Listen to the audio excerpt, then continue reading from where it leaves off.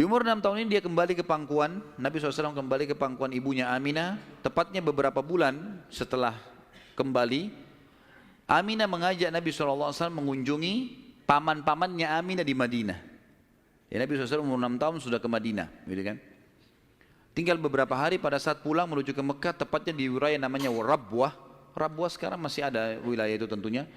Mungkin kalau tidak salah sekitar 80 sampai 100 km lah dari kota Mekah. Kalau saya tidak salah tentunya. Ya. Itu Aminah sakit keras dan meninggal di tempat itu dan dikubur di situ. Lalu Nabi SAW dibawa pulang ke Mekah oleh pembantunya Aminah dan diserahkan kepada kakeknya Abdul Muttalib. Dan Abdul Muttalib ini memelihara Nabi SAW dari umur 6 tahun sampai 8 tahun, 2 tahun. Di sini Nabi SAW belajar banyak sekali dari Abdul Muttalib, belajar kepemimpinan. Karena Abdul Muttalib ini pemimpin pada saat itu. Nabi SAW selalu di mana kakeknya, di situ dia. Terutama di majlis di Darun Nadwah. Setiap kali duduk, selalu dilihat bagaimana dipecahin masalah.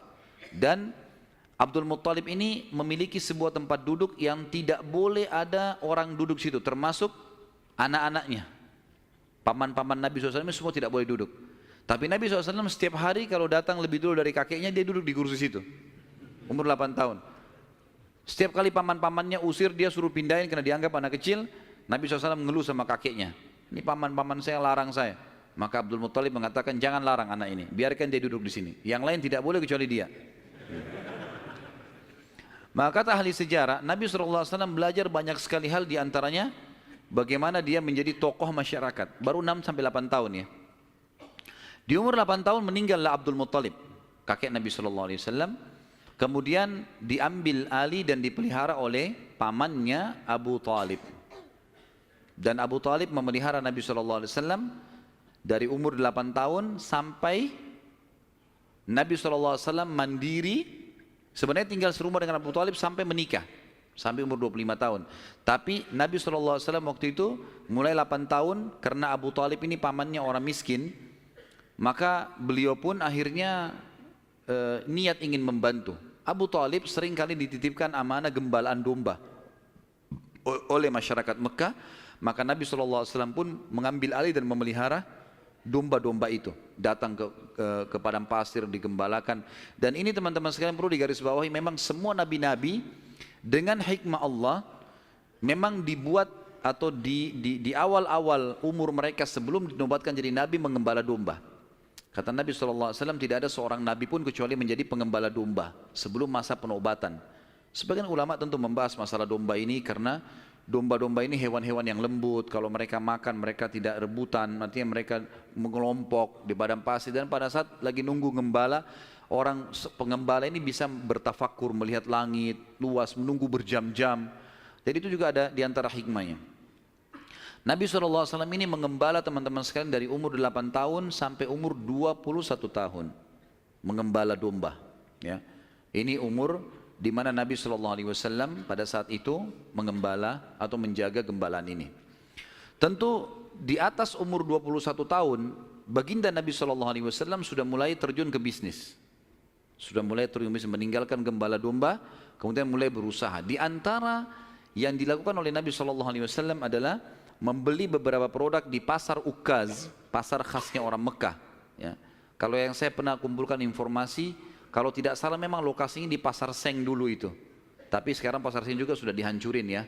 Dan teman-teman yang belum pernah ke sana belum tahu, tapi yang sudah berangkat dulu tahu. Di situ sudah terkenal pasar dari dulu, tapi sekarang sudah diratakan jadi jalanan dan bangunan. Nabi SAW mulai di umur 21 tahun berdagang, dan di hari pertama beliau berdagang, beliau mengambil barang-barang kemudian beliau menjualnya. Ada satu orang yang datang membeli dagangan Nabi SAW, membeli dagangan Nabi SAW. Orang ini dari luar Mekah. Dia datang, ini umur Nabi sudah 21 tahun ya, sudah tinggalin gembalaan, sekarang mulai masuk bisnis. Pada saat Nabi SAW transaksi sama orang ini mengatakan, ini saya bayar cash, hai Muhammad, saya titipin barangnya. Setelah tawaf, saya akan ambil. Orang ini umroh, gitu kan. Tentu dengan cara umroh pada saat itu ya, mereka sambil menyembah berhala dan seterusnya. Ini syariat Nabi Ibrahim yang masih tertinggal. Ternyata orang ini setelah selesai umrah, dia pulang ke kampungnya, dia lupa kalau dia sudah transaksi dengan seorang masyarakat Mekah bernama Muhammad ini sallallahu alaihi wasallam. Maka orang ini pulang ke kampungnya, 3 hari kemudian baru diingat sama dia. Diingat dia transaksi. Kalau tidak salah bahkan kampungnya orang ini 3 hari dari Mekah.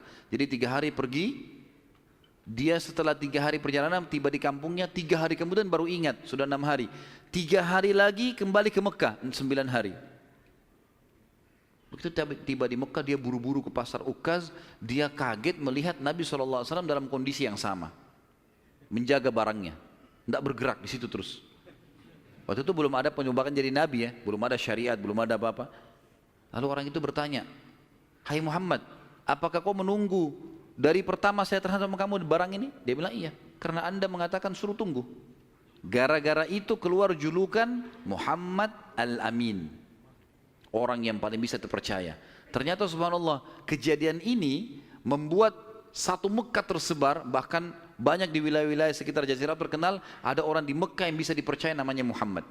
Akhirnya orang-orang Mekah pada datang mengamanahkan titipan-titipannya. Dan semenjak itu Nabi SAW menjadi pedagang yang sangat sukses.